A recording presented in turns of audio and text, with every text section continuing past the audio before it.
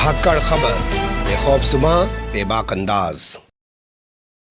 धाकड़ खबर के न्यूज़ से मैं आपके साथ हूं अकरम रईस खान। उत्तर प्रदेश के बाराबंकी जिले से एक शर्मनाक तस्वीर सामने आ रही है। तस्वीर सामने आने के बाद जहां उत्तर प्रदेश के मुख्यमंत्री आदित्यनाथ योगी की भूमिका पर तो सवाल उठ ही रहे हैं, साथ ही प्रधानमंत्री नरेंद्र मोदी की भूमिका भी सवालों के घेरे में आ गई। उनके बोल वचन भी सवालों के घेरे में आ गए हैं। जो अभी तक जानकारी मैंने आपके सामने रखी, उसे सुनने के बाद आपके जहन में भी दो तीन तरह के सवाल आ सकते हैं। पहला सवाल आपके जहन में यह आ सकता है कि क्या है वो तस्वीर जिसे शर्मनाक तस्वीर करार दिया जा रहा है, और उस तस्वीर के सामने आने के बाद उत्तर प्रदेश के मुख्यमंत्री के तौर पर आदित्यनाथ योगी की भूमिका पर, बोल वचन पर सवाल उठना लाजमी है। लेकिन देश के प्रधानमंत्री नरेंद्र मोदी की भूमिका और उनके बोल वचन पर सवाल क्यों खड़े हो रहे हैं, विस्तार से पूरी जानकारी आपके सामने रखने की कोशिश करूंगा। इसके साथ ही आपको बताऊंगा कि जो यहाँ के संवेदनहीन अधिकारी कर्मचारी हैं, उनकी वजह से बाराबंकी जिला को पहली बार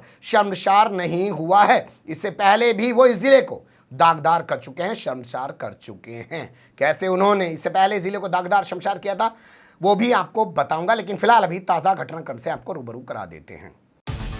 जी हां, सबसे पहले ताजा घटनाक्रम की बात कर लेते हैं। एक शख्स बीमार है, उसका बेटा उसको लेकर अस्पताल जाता है। अस्पताल ले जाने के बाद उस शख्स की मौत हो जाती है। मौत हो जाने के बाद वो अपने पिता को ले जाने के लिए शव वाहन यानी एम्बुलेंस की व्यवस्था करने की डॉक्टरों से गुहार लगाता है। डॉक्टर बेशर्मी बेहयाई के साथ जवाब देते हैं कि ये सामुदायिक स्वास्थ्य केंद्र है, ये सीएससी है, ये स्थानीय अस्पताल है, यहाँ पे एम्बुलेंस नहीं है। तुझे अगर एम्बुलेंस चाहिए तो जिला अस्पताल चला जाए, वहां से जाके एम्बुलेंस लिया। काफी देर तक वो इधर उधर कोशिश करता है, लेकिन जब वो नाकाम रहता है तो अपने गांव में एक शख्स को फोन कर देता है। उसके बाद वो शख्स बाइक लेकर आता है। अब ये तस्वीर देखना शुरू करिए जो आपको झकझोर करके रख देगी। ये बेटा पीछे बैठा हुआ अपने पिता को बाइक के जरिए, अपने पिता के शव को बाइक के जरिए लेकर जा रहा है अपने घर। ये तस्वीरें सामने आने के बाद हंगामा खड़ा हो गया है, लेकिन अभी तक किसी के खिलाफ कोई कार्रवाई नहीं की गई है। तस्वीरें कहां से पहले सामने आई हैं वो जान लीजिए। जिला जैसा मैंने बताया कि बाराबंकी है और इलाका यहां का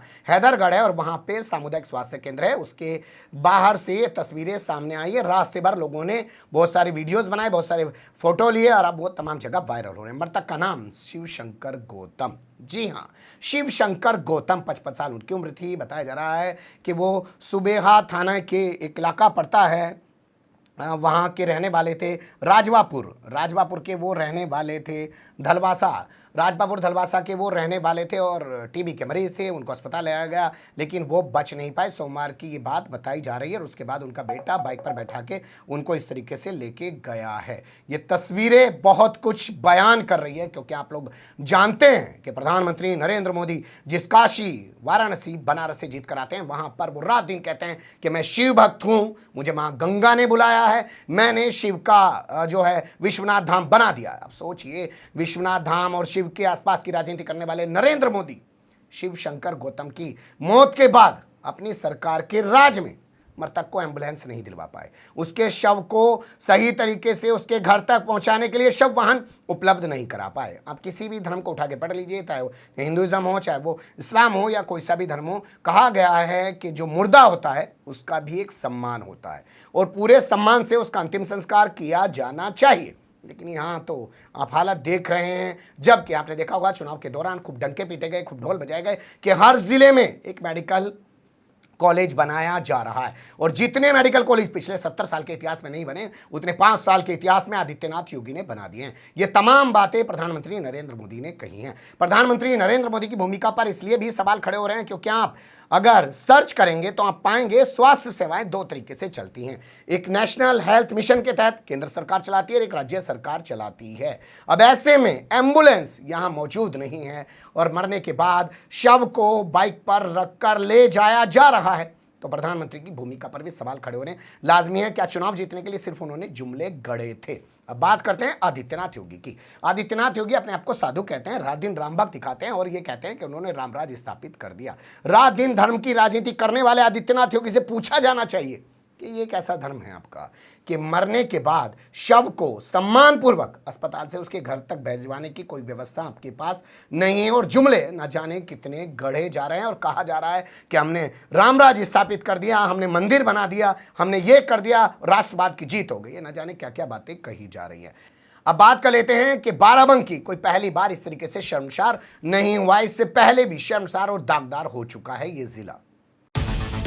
जी हां, ये जिला इससे पहले भी शर्मसार और दागदार हो चुका है, लेकिन मुझे लगता है वो घटनाक्रम भी मैं आपके सामने रखूं उससे पहले आपको ये जान लेना चाहिए कि इस पूरे मामले को लेकर हो क्या रहा है।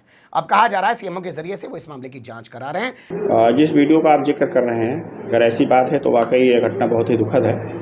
और जहाँ तक 100 वाहन की व्यवस्था की बात है, जनपद में 100 वाहन उपलब्ध हैं और तत्समय सूचना मिलने पर उसको आम नागरिक की सुविधा के लिए उपलब्ध कराया जाता है। हम इसका पता भी लगवाएंगे और जांच भी करवाएंगे कि 100 वाहन किन परिस्थितियों में उसकी डिमांड नहीं की गई अधीक्षक के द्वारा, और अगर उनकी इसमें संलिप्तता पाई गई, उनकी लापरवाही में, तो उनके खिलाफ कार्रवाई भी की जाएगी। और यहाँ के जो स्वास्थ्य अधीक्षक बताए जा रहे हैं जो हॉस्पिटल पे तैनात थे, उन्होंने सीधे तौर पे जो कह दिया था, उनका नाम मुकुंद पटेल है, उन्होंने कह दिया था कि भैया जिला अस्पताल से जाके एम्बुलेंस ले, हमारे पास कोई एम्बुलेंस नहीं है, उसकी भी जांच की जा रही है, लेकिन अभी तक किसी के खिलाफ कोई एक्शन नहीं लिया गया है। लेकिन आप स्वास्थ्य अधीक्षक के नाम पे ध्यान रखिएगा, मुकुंद पटेल, क्योंकि एक और पटेल की कहानी मैं आपको सुनाने जा रहा हूं। उस पटेल का नाम है दिव्यांशु पटेल। पता नहीं वर्तमान समय में वो कहां तैनात है, लेकिन एक IAS अफसर है वो इसी बाराबंकी जिले की रामसनेही घाट तहसील में SDM बनकर पहुंचा। साल भर पहले की बात है और उसने वहां खड़ी हुई 100 साल पुरानी मस्जिद को, जिसका नाम ख्वाजा गरीब नवाज मस्जिद था, उसको तुड़वा दिया और बाकायदा वहां PSC और पुलिस फोर्स लगा दिया। जब वहां नमाज पढ़ने वालों ने विरोध किया तो उनके खिलाफ मुकदमे दर्ज करा दिए, लाठीचार्ज उन पर कराया, उनके घरों पे नोटिस चस्पा करा दी और न जाने क्या क्या कार्रवाई उनके ऊपर गैंगस्टर वगैरह की करा दी, और उसके बाद इसका कहीं और ट्रांसफर हो गया। तो यहाँ दिव्यांशु पटेल ने मस्जिद को तुड़वा दिया था और आज मुकुंद पटेल ने एक शख्स की मौत के बाद उसके बेटे से कहा कि ऐसे ही अपने पिता के शव को उठाकर चले जाओ।